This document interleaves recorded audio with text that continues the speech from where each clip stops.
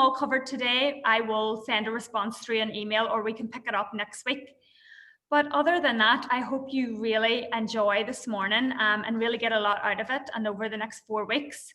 I will now pass you over to the lovely Anne Costello, who will be your mindfulness instructor and mindfulness facilitator. So Anne, how are you? Thank you very, very much. Thank you, Shannon.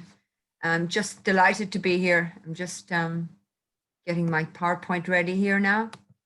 So let me just get that ready so we can. Yeah, brilliant. So welcome everybody. Thank you so much for joining me, and thank you again to business and the community for this opportunity. And that was a wonderful introduction, Shannon, about mindfulness. I'm very, very impressed. And on that note, it would be lovely if we could capture this hour together by, turning off the phones. And I know that that is a difficult thing to do, and, to move away from other work. This is our special time, and it's your special time. And it's going to actually help you for the rest of the day if you can take this 45 minutes now just to actually have a listen, do the practices with me, and just learn more about how to take care of yourself. And I'm going to start with today, just looking through our slides here, just to let you know what's ahead. This is where I did my training. I lived in Boston for 15 years, and I did my training at the Center for Mindfulness in Massachusetts. I worked as a nurse there. I'm a yoga teacher, and now full-time I teach mindfulness, and I live in Belfast. Teach mindfulness for adults and children. So today, the brilliant news is that we have 4 weeks together, which is terrific. So I will have time next week to check back in with you and see how you're doing. But today we're going to look at what mindfulness is, and then the neuroscience behind mindfulness, and how we live so much of our time on autopilot, and then some mindfulness practices for you. So what is mindfulness? It's paying attention to this moment and capturing the moment that we are actually in. So it's very, very easy to be distracted. And I'll just show you in our next slide how easy it is. Have you ever felt that you were driving somewhere and you can't even remember how you got there? How did I get there? Or did you ever go upstairs and wonder what you were looking for when you went upstairs? Well, there's a science behind that, and that is the fact that we have 60 to 80,000 thoughts that go on in our head every day. So we are grappling, especially at the moment, with a lot of issues and a lot of worries. And unfortunately, the worries take precedence, and our mind gets very easily overwhelmed. So in actual fact, out of 4 thoughts, 3 are negative. So we're constantly faced with this sense of foreboding, and things may go wrong. And before you know it, we're down the journey of catastrophizing and worrying. So what mindfulness does, it just helps us be aware, first of all, of where our minds have gone. And then with a little bit of training, we can end up like the little doggy here, who seems to be in the moment and able to take in the beauty of being out in nature. So this takes cultivation. It takes training our mind. It takes an effort just to actually not get distracted and not go to our phones, and just to be aware exactly how our mind is working. So this is what mindfulness is, part of what mindfulness is. It's awareness of the moment. It's a life skill that helps us regulate our emotions, so that when we feel that things are going to go out of control, that we can actually pull back to a training, to a skill, to a way of looking at things more calmly. it's a mind training, which we'll look at now in a minute, how we found out that mindfulness actually can train the brain to be calmer. And it's also a way to help us deal with challenges. And never more so is it needed right now. And I suppose that's why so many charities are employing mindfulness teachers to work with children as well as adults, to help children in particular make sense of what's going on inside their heads, and to help them stay calm, and to help them to have a training in how to take care of their mental health.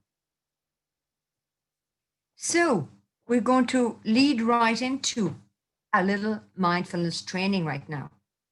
And at this point, I just showed you this picture to show you that, well, in actual fact, you don't have to have your shoes and socks off you, but it is good. You don't have to be lying down the ground. As Shannon said, you can just practice mindfulness actually just sitting where you are. And of course, have your shoes on you. But this shows you that you can also have your shoes off. Some people like to kick off their shoes when they're working just to cool down their feet.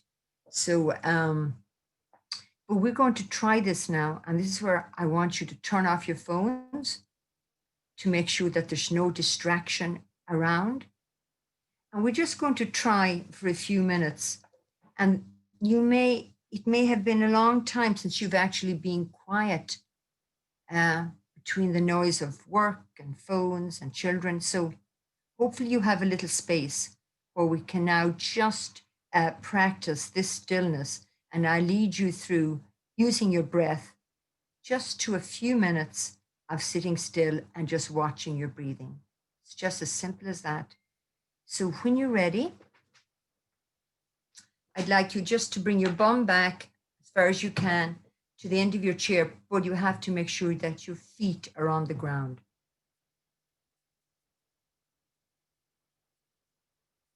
Good. So just sitting upright now, but not uptight. I just want you to bring your shoulders up to your ears as you breathe in. Just inhaling fully and then just exhaling slowly. Just invite you, if you bring your gaze to the floor, or kind of glaze over your eyes or close your eyes. Again, breathing in, inhaling fully in through the nose, and then just exhaling fully back out through the nose. And one last deep breath, inhaling through the nose, and then just exhaling out through the nose. So the notion of closing your eyes is that you can really drop in to your body and drop into this moment. So we're actually going to be looking at what's happening inside of us versus what's happening outside. So just invite you to bring your hands to your tummy, and then just to observe your breath as you breathe in through the nose. Tummy expands a little, and as you breathe out, it relaxes back.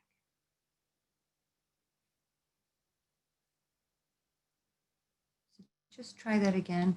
Just be aware of the fact that you're breathing. Relax your shoulders and relax your elbows. Feel your feet on the floor, your body on the chair. Just normal breathing, breathing in and breathing out.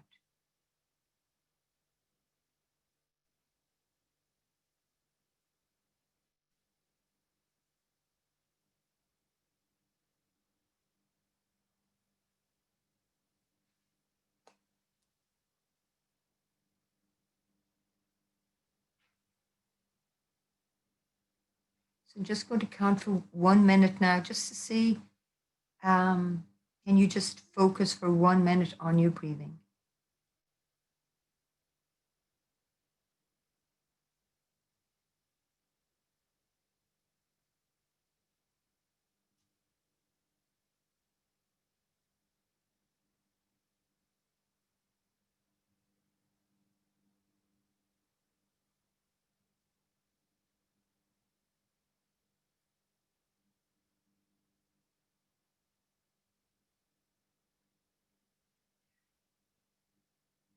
Notice if your mind has wandered away, and just bring it back to the breath, just focusing on the nose, breathing in through the nose.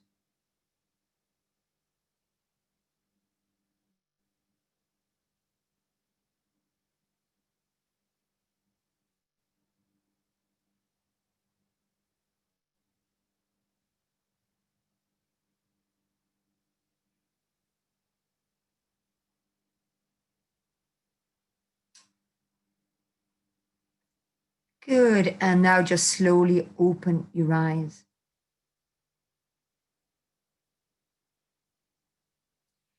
Isn't it amazing that it's hard to concentrate even for 1 minute? We can find that we're judging the situation, or when is this going to end? Or, oh, I've got a pain. I just noticed a big pain in my neck. Or we're distracted by something else. So it's a slow process learning to be in the moment.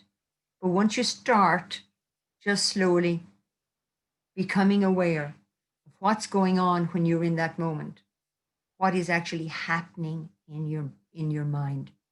And that just leads us on to the neuroscience of mindfulness.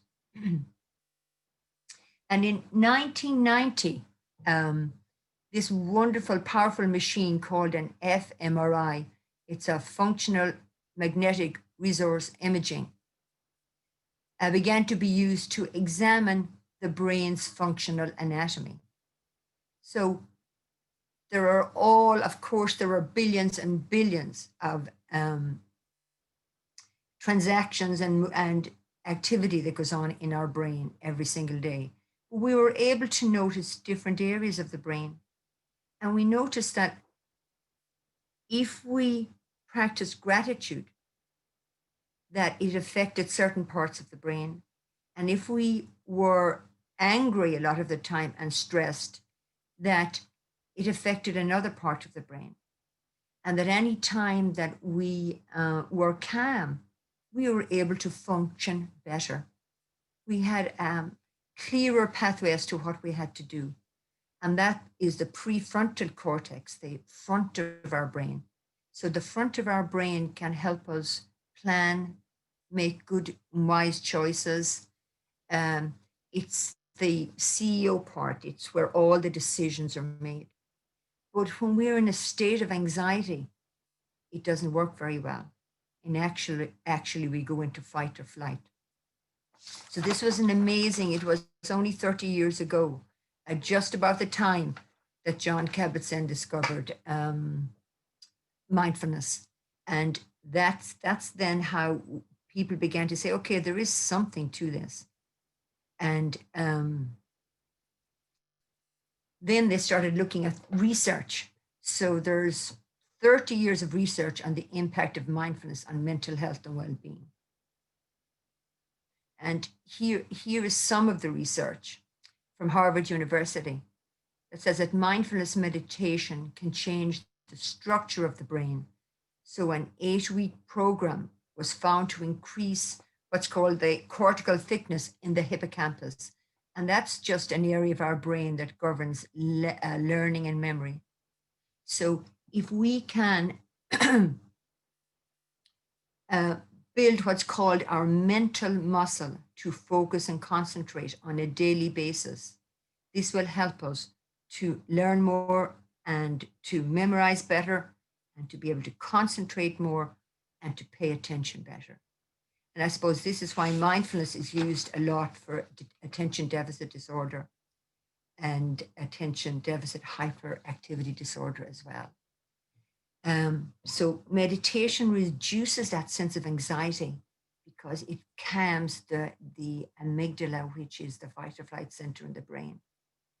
And it helps us with social anxiety. So once our bodies are calm, our minds begin to calm down as well.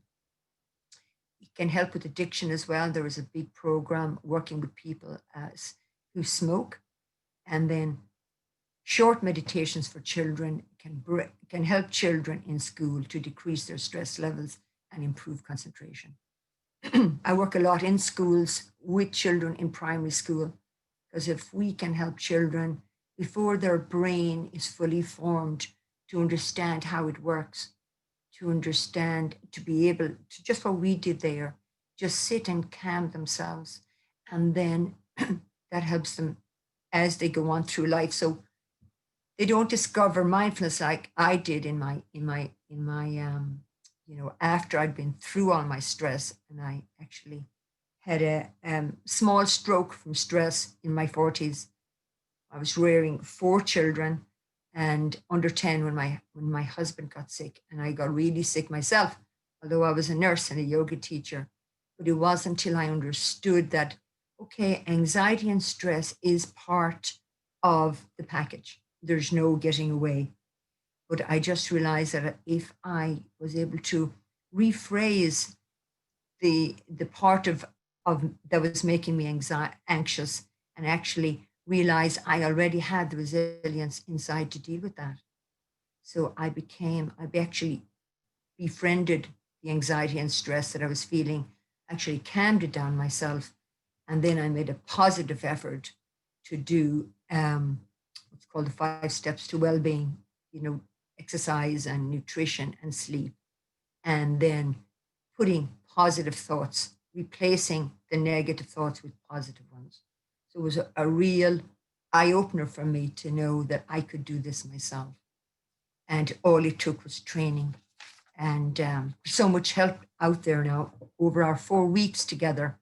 Hopefully that we can start small and begin to work up to really helping you reduce your anxiety I don't like to say lockdown. I like to say I'm living at home. I'm at home with my family and I'm happy here and I'm going to make the most of that situation. Just the word lockdown is something that I just don't use that word. So this is your little first practice to integrate mindfulness into your daily life by using what's called the pause. And basically, it's what we did there is to stop and notice every so often when you are feeling tight in your body, because the mind and the body, they work together. So if you could imagine, that's your mind and that's your spinal cord. It's giving all the impulses out to your body when you're stressed. The actual stress hormones that are on the top of our kidneys are adrenal glands. So the cortisol and adrenaline. So the minute we feel stressed, it runs into our body and basically it's there. So we need to find a way to just calm that emotion and just deal with it and ride it out, kind of ride the waves. Because an emotion, they say, has 90 seconds of a kick in, and then the cortisol level will begin to drop as we move into the calming centers of the brain. And they are brought to life by your breath. It's all a wee miracle. So we're going to be doing, I want you to be practicing this pausing. And if we're in a smaller group, I would ask you, when do you think you could bring it into your day?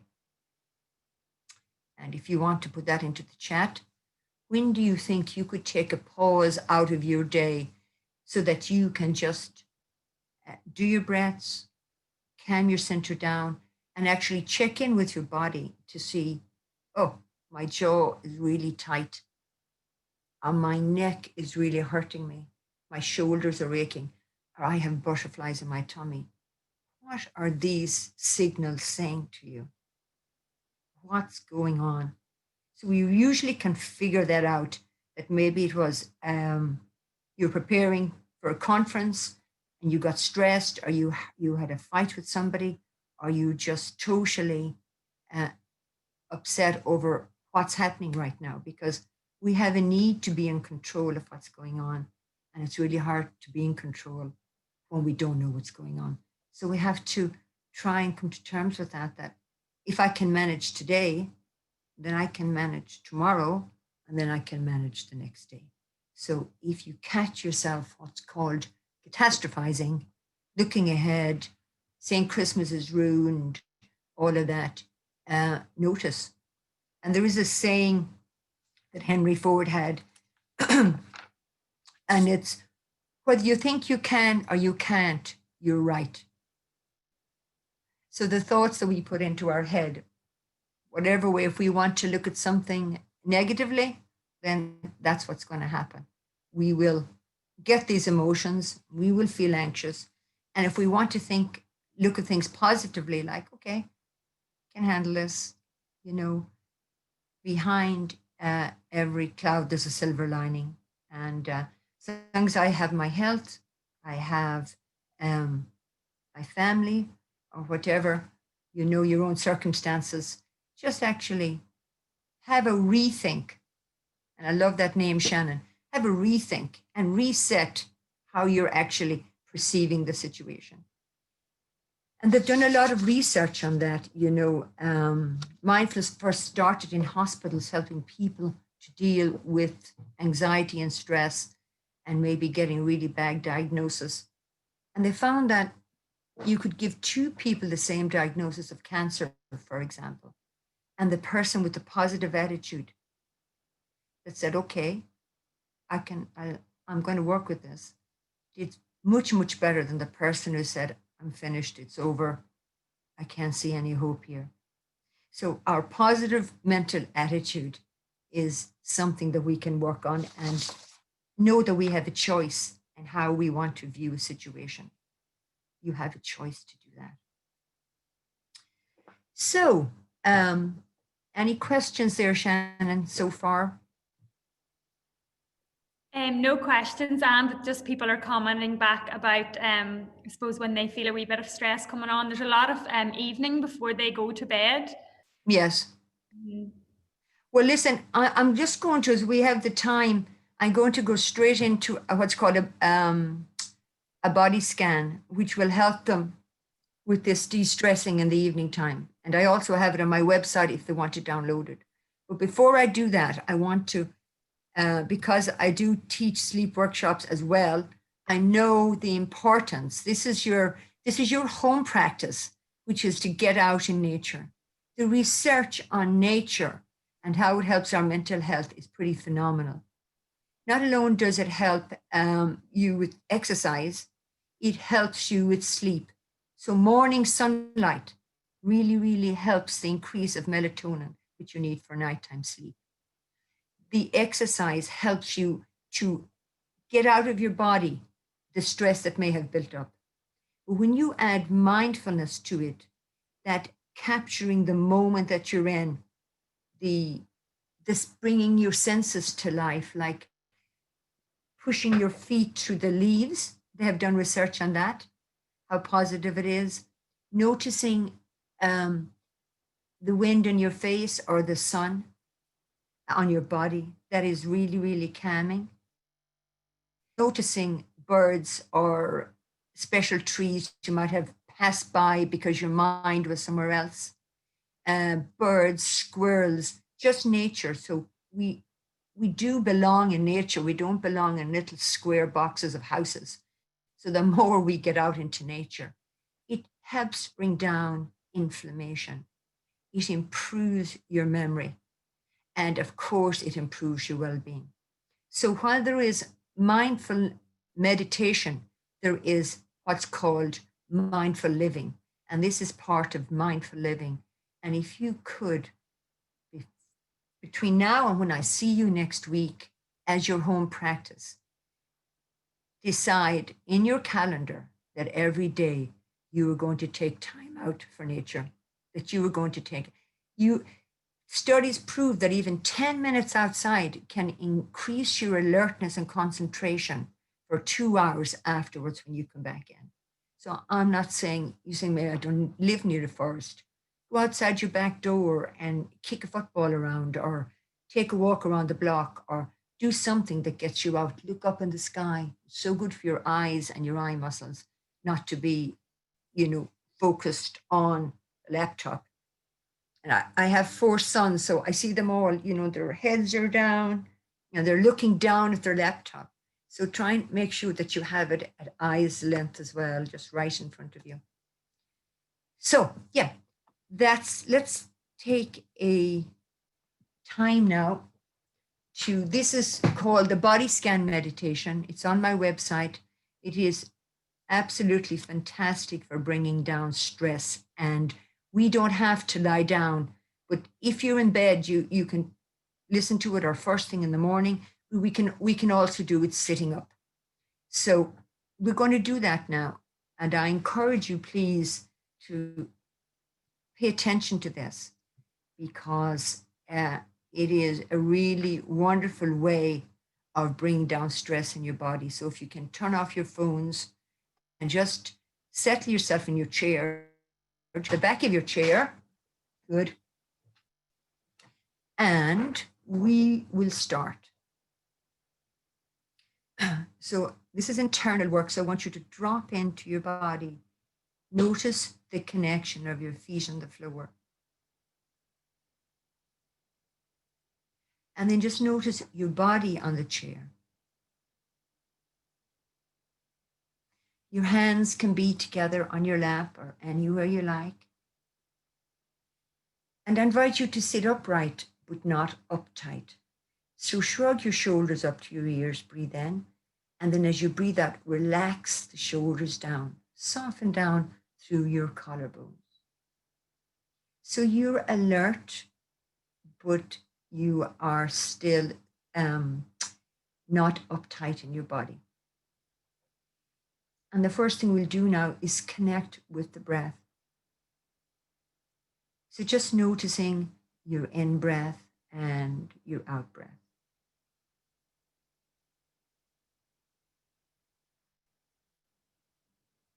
Just notice that you are breathing in and you are breathing out.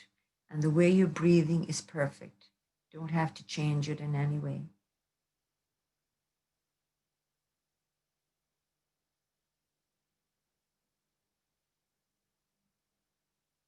And see now, can you notice your feet on the floor?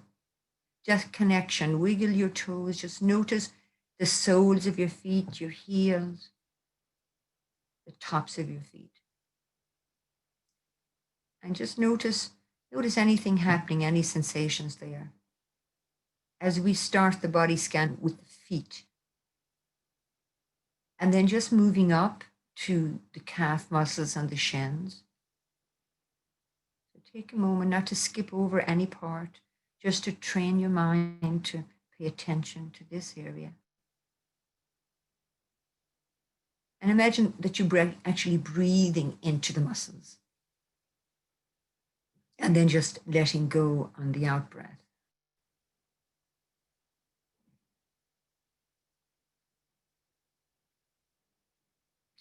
And then I invite you to move up to notice your knees, the sides of your knees, the backs of your knees.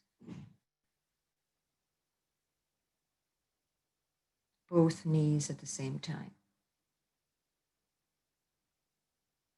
Imagine that you're just imagining your knees for the first time, just paying full attention here.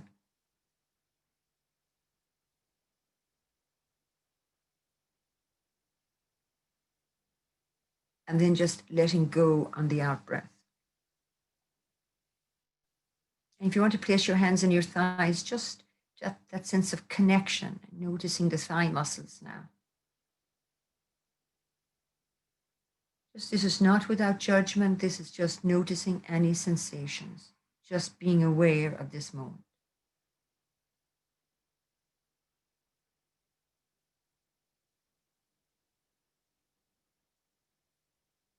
And then just letting go. And then placing your hands on your tummy. Notice the hips, pelvic region, and the tummy region. We have a lot of emotional cells in our tummy. So it's an invitation just to soften the tummy, relax the tummy. And breathe in and out to the tummy region.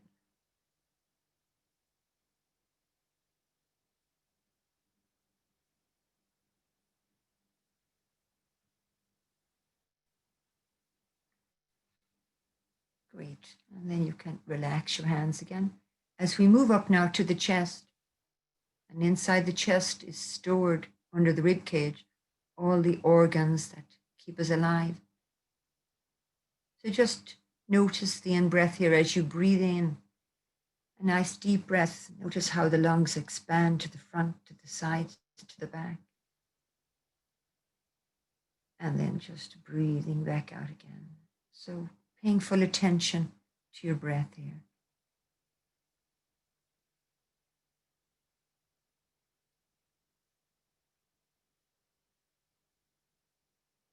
And then just placing a hand over the heart center. We're so ruled by the heart center. And just feeling a sense of gratitude, some kindness towards yourself as you make your way through this difficult time, knowing that you are doing your best and we are all doing our best. So remembering not to be hard on yourself.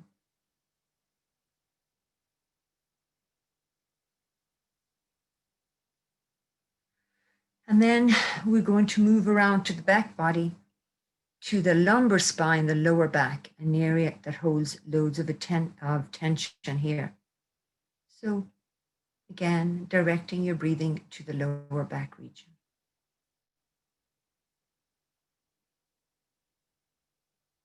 And taking a moment to notice any tension or tightness here.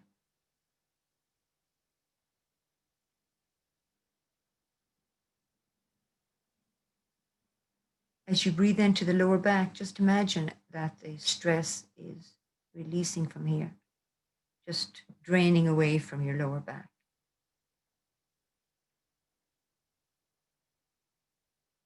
And then I invite you to move up your spine all the way up to the middle back and now to the shoulders and collarbones.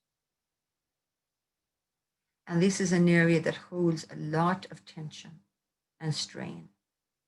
So really taking a moment here to observe how you are feeling across your back.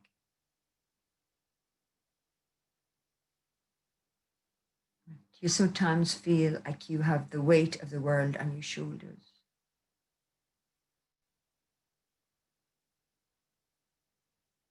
And just with compassion, can you breathe into this region and then just letting go and releasing on the out breath.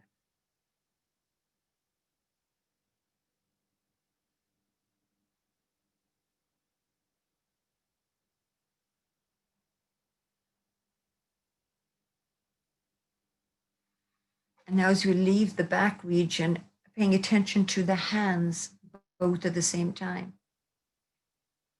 and the wrists, and up to the forearms and the elbows. And now bring your awareness to the upper arms, up into the shoulders and the armpits. So just paying attention, noticing the hands, the elbows, and the arms. Noticing any sensations that you may haven't had time today to stop to notice. And I invite you to gently just curl the hands, soften through your hands. And now we're moving up to the throat region, noticing the throat, vocal cords, the windpipe, the back of the neck, the sides. We do so much talking. Just taking a moment now to listen inside. To notice any sensations around the neck region, any tightness, any tension.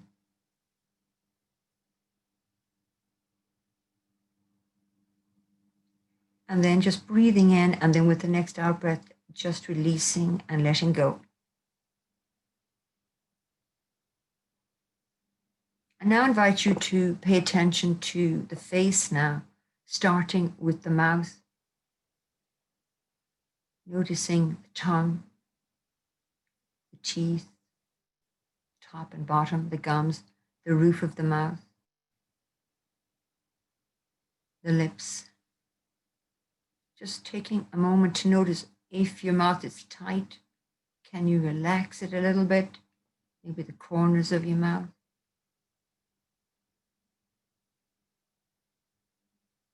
Noticing the jaw, any tension in your jaw. This is an area that holds an awful lot of tension, the jaw region. So there's an invitation here to just relax your lower jaw.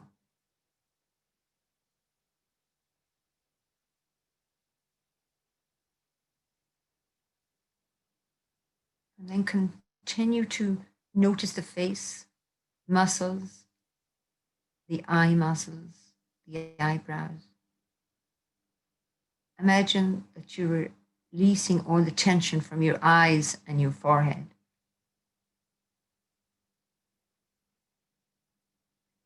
And then just moving up into the regions of the brain, the forehead, the back of the head, the base of the skull,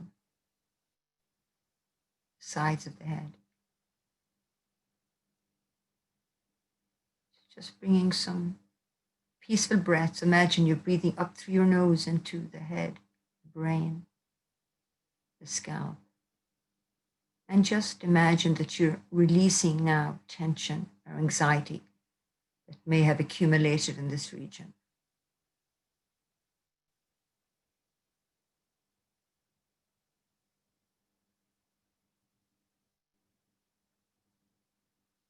Notice too if your mind has wandered off, if you're in a complete different place, and that's absolutely fine. You can always start again with the next breath. So as we finish the body scan now, I just invite you to breathe in through the nose and breathe out down along the body, down along the chest, tummy, thighs, all the way out through your feet.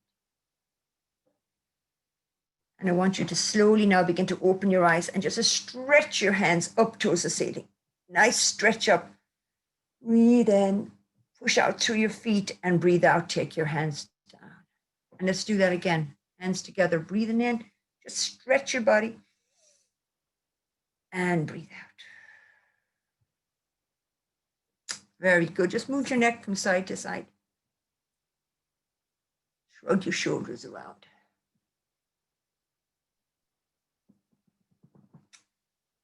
Very good. So that's maybe for some people your first experience of actually understanding the amount of stress and tension we can sometimes hold in our body. And when we keep on to that tightness, we try to sleep at night, it just doesn't happen because we're too wound up. So the good news is this is the beginning of our journey together. We have another 3 weeks. And I have just one book that if you wanted to delve in a little more, Wherever You Go, There You Are by Jon Kabat-Zinn. It's just a small little book. Maybe you could read a chapter a night to get you on the journey. I have some free body scan meditation is on my website. And I'll be sending Shannon more stuff also for you, articles and different things that you can look at. But we just have a few minutes left now.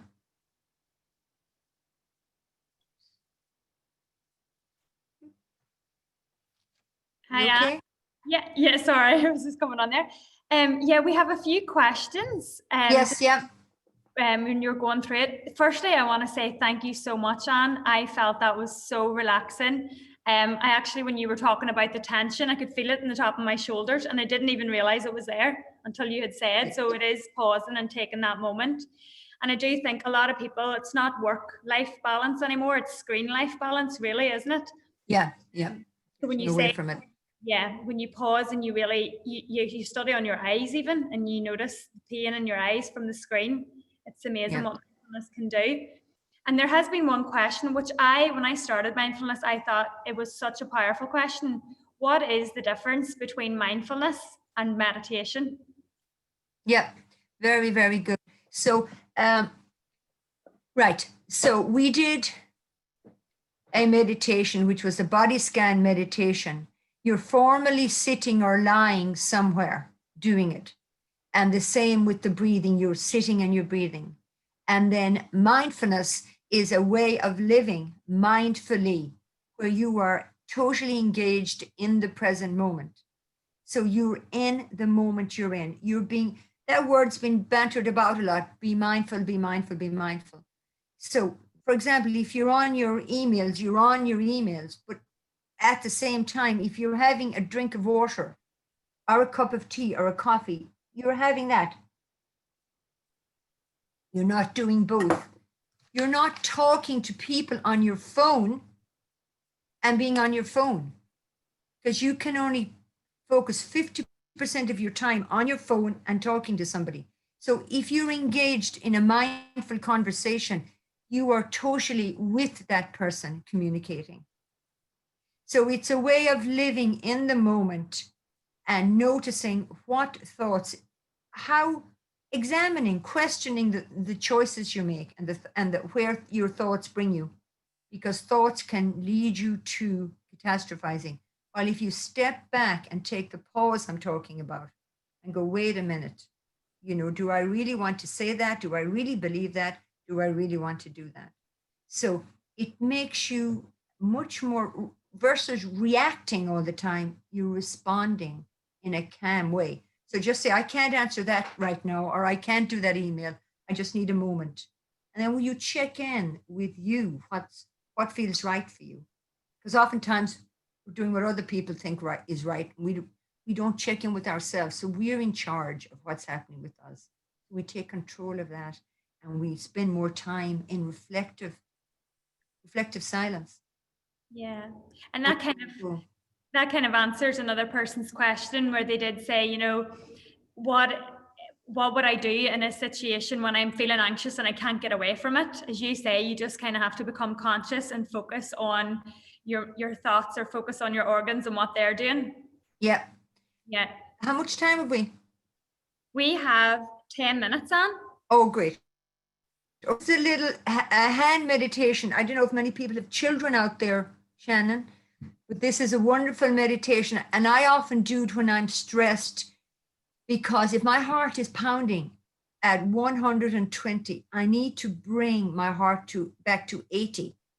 And you do that by connecting with your breathing, which I'll go into another time, the power of the breath, how it connects to the calming center. So if you have your hand, just have your hand like that.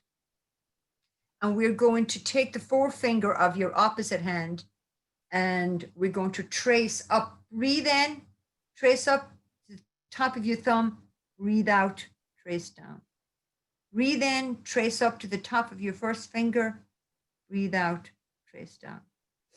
And breathe in, trace up to the top of your middle finger, breathe out, trace down. Breathe in, trace up to the top of the ring finger, breathe out, trace down. Breathe in, trace up to the top of the little baby finger, and breathe out. And bring your hand over to where you started. So it's called the hand meditation. And I do it with children all the time when they're anxious. And before they, I brought it to schools for when they have to sit exams. I want them to be calm because I know they can remember, but that's not why mindfulness is not for exams, but it does quiet down your central nervous system. But if your child is anxious or you're anxious and you can't leave, you just put your hand in your lap and you trace it out and you breathe. Just do that a few times and you realize that was just an anxious thought. That's not me. And it leaves. And you get up, do something, wash your teeth, have a drink of water, run up and down your stairs, get back into your body, realign yourself, and away you go again. So It's constant, it's a constant training. If you want to sick, you're going to get it. So this is brain training for your brain, using the moments you have to train yourself to be in the moment. And can I just ask something? Someone had a question there, and I kind of identified a little bit with this. So someone had a question there saying, first of all, she said, your voice is so soothing, Anne, which I 100% agree with. And then she said, can I ask initially, can you feel more stress during mindfulness? And certainly at the start, I felt my mind was racing. And is that normal? Oh, completely. Yeah. It's, first of all, the judging mind comes on. Am I doing it right or am I doing it wrong? And this is ridiculous. It's not going to work. And like I said, 3 thoughts out of 4, it's negative. It's not going to work. If you just trust the process and just start small, just start small with these pauses, like just a few breaths. Anytime you feel the anxiety coming, but also I always say first thing in the morning, I'm lying in bed, I have my hand on my chest, my hand on my tummy, I'm breathing and I'm thinking, what am I grateful for and how I want to live my day. So first in the morning, get your mindset right. And then as you come into the computer, it's like, oh my God, today, just take a breath and just say, okay, I just deal with the first half hour and then the next half hour. And then I'll take my break at 11. I'll do something. I'll just even sit out the front there or kick a ball. I love sport. I coach sport. I just love the idea of getting into physical exercise if you can, jump up and down your stairs, anything. Then come back again. So kind of break your day down and realize, okay, the more I practice, the better I get. I'll try mindful walking now. I just go out and I won't worry about a thing. I'll just be in nature. And before you know it, you feel so much better. So Rome wasn't conquered in a day. And I still wake up with anxiety sometimes and go, okay, that's just anxiety. It's part of my brain. It's getting a bit toxic. I just need to, I know how to calm that down and I know what I need to do. But can I just say one thing before we leave? Sleep is crucial, that you get your night's sleep and that you have good, good nutrition. If you're not sleeping and if you're not working on it and working on nutrition and exercise, they all go hand in hand. They all help each other. Yeah, as you said at the beginning, it's going back to basics, really, isn't it? Using your 5 minutes well-being. Any other question before we time? I love questions. There's a question here. Is it fair to say that meditation is about emptying your mind and mindfulness is about filling your mind with positive thoughts? Very, very, very, very good question. I don't think we can empty it. Research says we can't empty our minds. We can't empty these thoughts. They're there. So what mindfulness helps you is be in a better relationship with the annoying thoughts, the disappointments, the hurt, so that you come into taking everything, every thought, but you can't empty your mind. It's not possible. Because everywhere we go, we're thinking, and that's just the way it is. We can adjust those thoughts and choose the ones we want to work with and choose, okay, all right, I felt, after that conversation, I'm feeling just so down.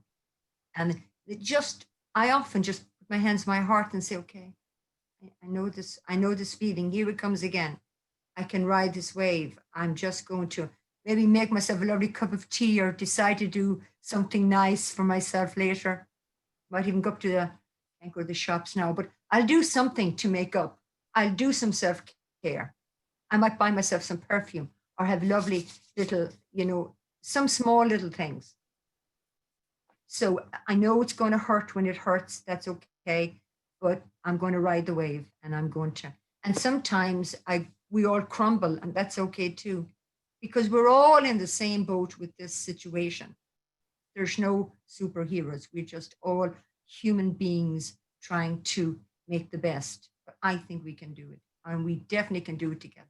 I love that, Anne. Another wee question here. Can mindfulness help with sleep apnea, although it is a physical condition? Very good question. I just did a sleep workshop yesterday and I did the same thing with people, the body scan. And I'm not sure of the research and I will look that up for next time. But anything that's calming your brain and letting it relax at nighttime and switching off the fight or flight centers is bound to help you in general, relax your whole body. So with sleep apnea, I hope you've seen a specialist. I hope you've seen a specialist for that to give you some advice, but definitely mindfulness practices are overall help our health and well-being. I'm just looking to see if anyone has any other questions. Please feel free to just pop them into the chat box. Yeah. is it okay to share your presentation with people online? Of course, yeah. And it would be lovely if people just came on board for this 4 weeks now, and that you daily get out walking, which is so wonderful for your mental health. You can do that body scan, or if you can't do a full 20 minutes or whatever, you definitely can take time to notice what's going on in your body, notice the tension, do your breathing, and then try and think of gratitude, what you're grateful for in your life. And that is an antidote to thinking stressful thoughts, thinking about what you're grateful for. I love it. So that's our homework for next week then, to stop and pause and be mindful. That's right. I can't see any other questions, Anne, so I think that's that for this morning. Thank you so Brilliant. much. And you know, I love this idea that we kind of have this wee community built already, and I just know it will blossom over the next 4 weeks. But yeah, I think that's it. There's no other questions. Everyone's just saying thank you and how soothing your voice is. Thank you. Definitely your accent. But we'll leave it there for this morning. So if everyone just has a lovely week. Okay, Shannon. And we will meet you back here at 10 o'clock next Friday. Just use the same link that you used this morning, and I will resend a confirmation email just so that it comes back into your inbox. Thank you, Shannon. Thanks, everybody. Okay, all right. Have a great weekend. Bye-bye.